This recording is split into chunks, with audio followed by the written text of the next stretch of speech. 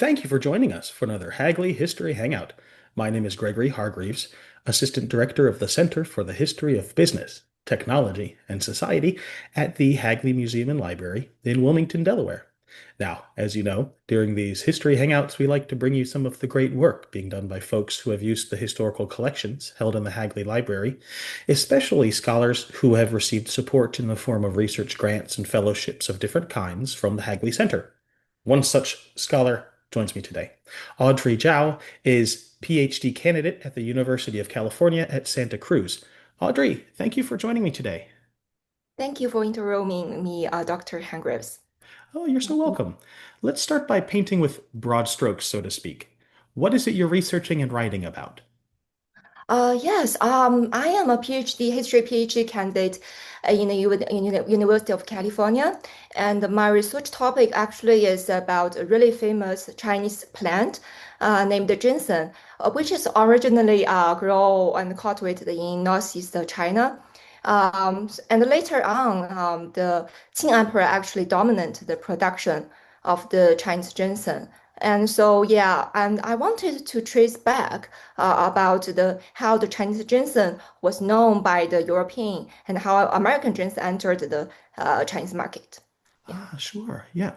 Because Chinese ginseng and American ginseng are different species. Is that correct? Yes, that's I think it's really that's my research question is how the American ginseng was accepted by the Chinese market. Yeah. Mm-hmm. And what time period are you looking at?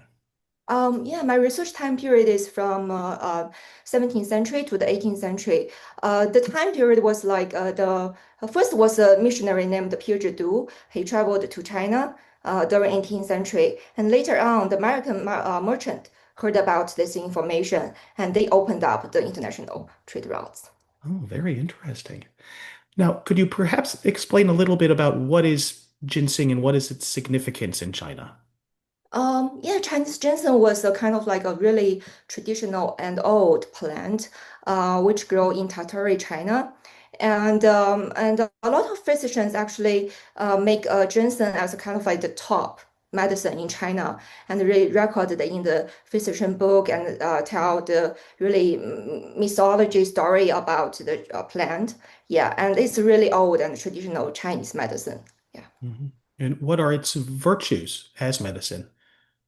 And it can actually, and from the medical book, the Chinese ginseng can cure everything. For example, if you feel tired, you should use ginseng as kind of like coffee or tea. Or if you feel you want to have more energy, also you can make it as an energy drink. Yeah, basically it's between the food and the medicine, and also between the drink and also medicine.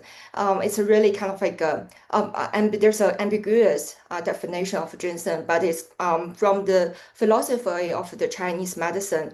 Ginseng is the emperor of all the medicine, and it can cure a lot of disease, illness, and also it can prolong the age. And it means the longevity in the Chinese definition of this ginseng medicine. So it's a really magical plant for Chinese people. That's why it is have a really huge demand in the Chinese market. And every people, for example, the French Jesuits want to open up this market, and also the American merchant want to sell American ginseng to China because Chinese people love ginseng as a really magical medicine.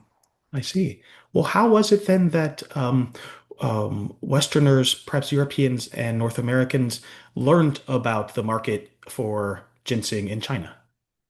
Oh, that's a really interesting. Actually, that's my second chapter. My second chapter is about there's a Jesuit named Pierre Jadu.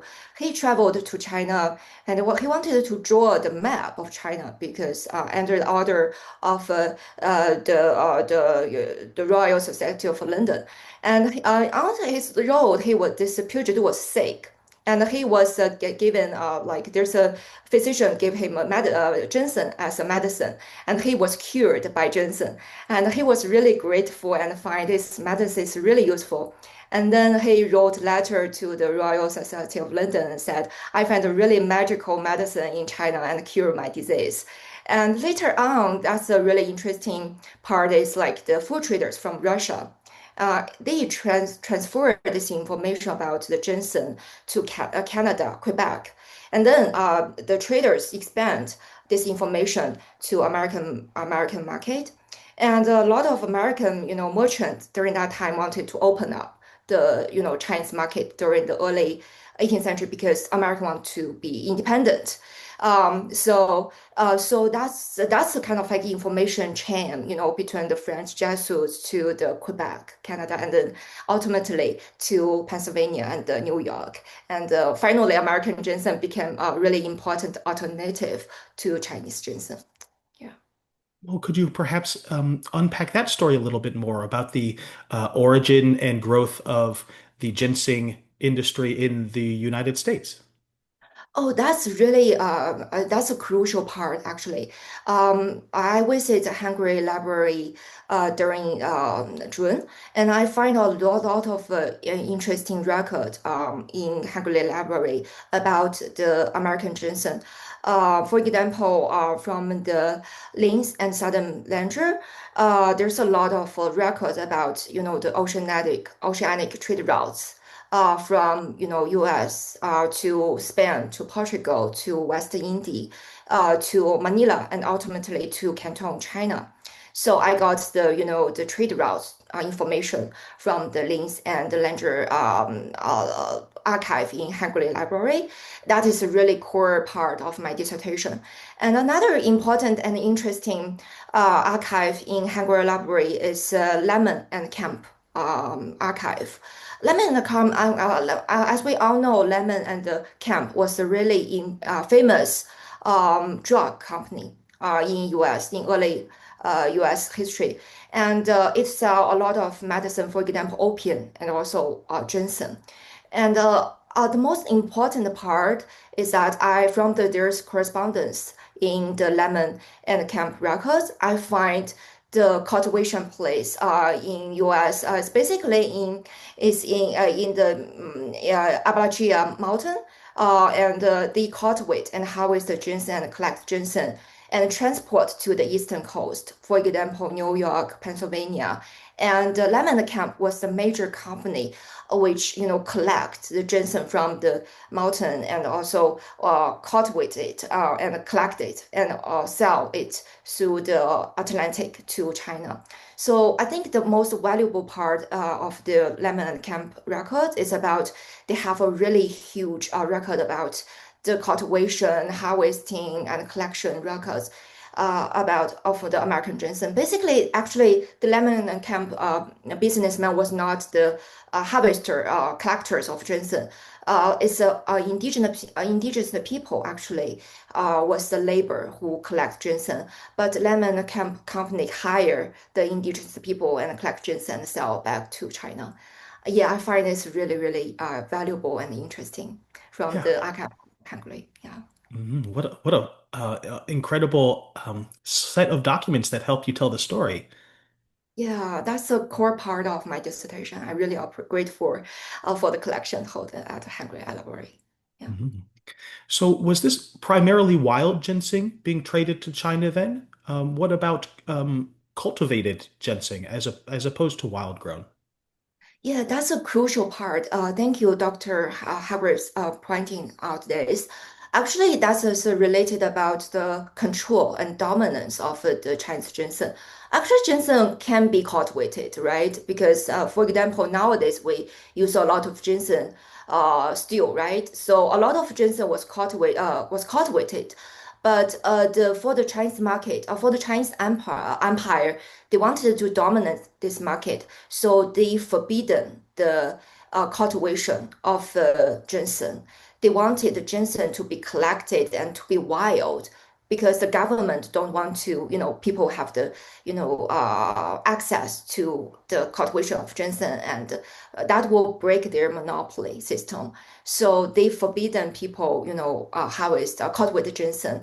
So for the Chinese market, the Chinese ginseng was wild, But later on, what's the unexpected thing is that China cannot control the global market, right? So American ginseng, a lot of them, they learn how to cultivate ginseng.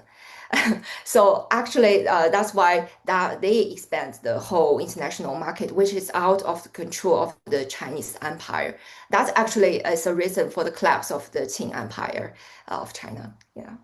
Can you perhaps explain why that was? Yeah, I find it's really interesting. I think my argument of my dissertation is about the tension between the monopoly and the Canton system. Mm, I mean, the monopoly is like a kind of a really rigid, empire-based and government-controlled system that dominate the cultivation and harvesting of ginseng, and they have a really rigid trading routes, and they forbidden people, avoid people, cultivate ginseng and sell ginseng privately. But instead, they want to sell ginseng through the official channel in order to make big profit and to support the whole revenue of the empire. But later on, American merchant from Pennsylvania and New York, they traded ginseng through the Canton system.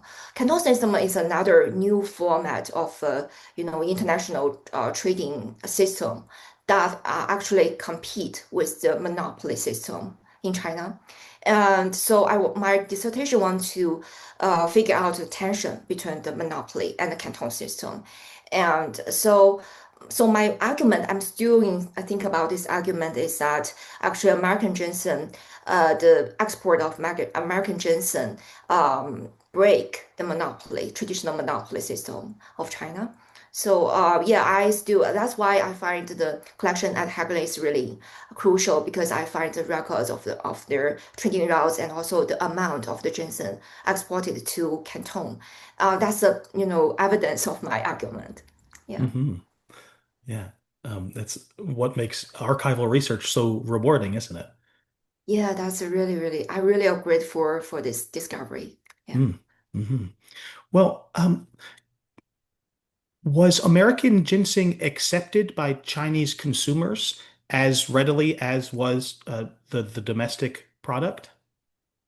Thank you so much. I think it is a really smart question because actually the answer is definitely yes. I find it's really interesting because I think that's because of the market demand, right? Because the monopoly system actually limited the consumption and selling of ginseng, wild ginseng, but they cannot because they cannot control the market demand because everybody want to get the longevity.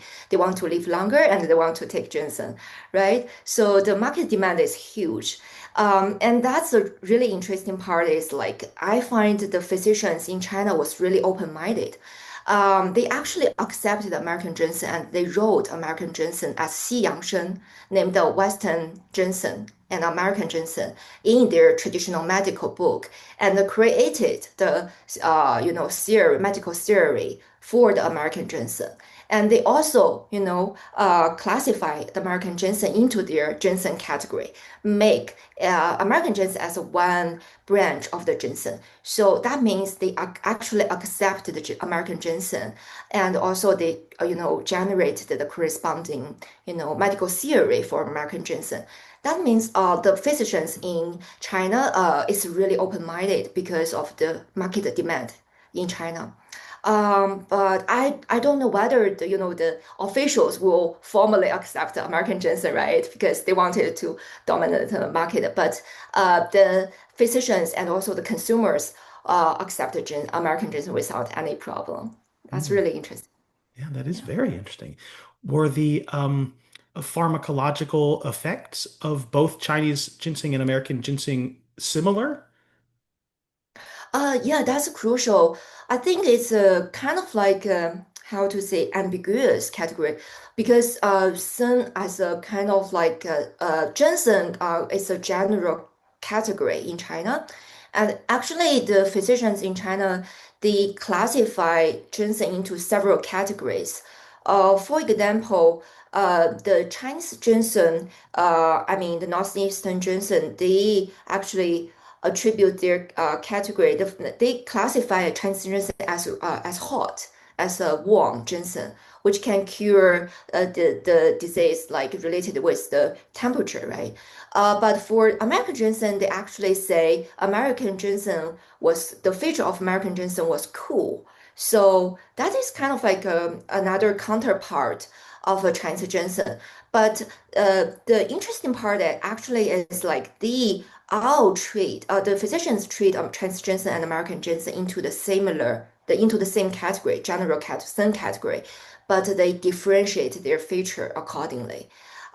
So yeah, I think that's the even though they accept American ginseng, but they treat American ginseng as a kind of like have another feature that can cure another kind of like disease accordingly.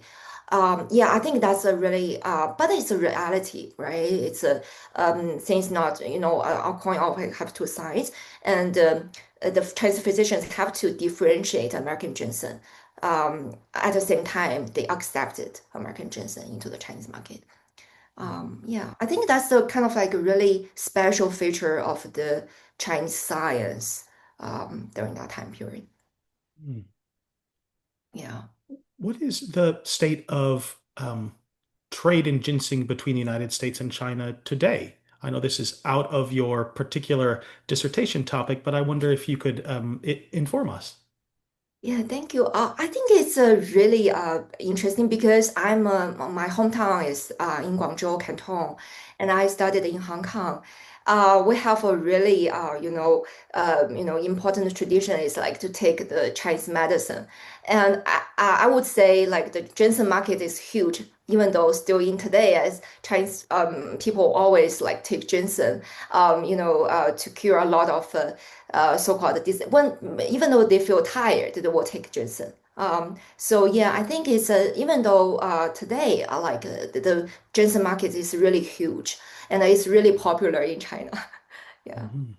And is the United States a source of ginseng for Chinese consumers?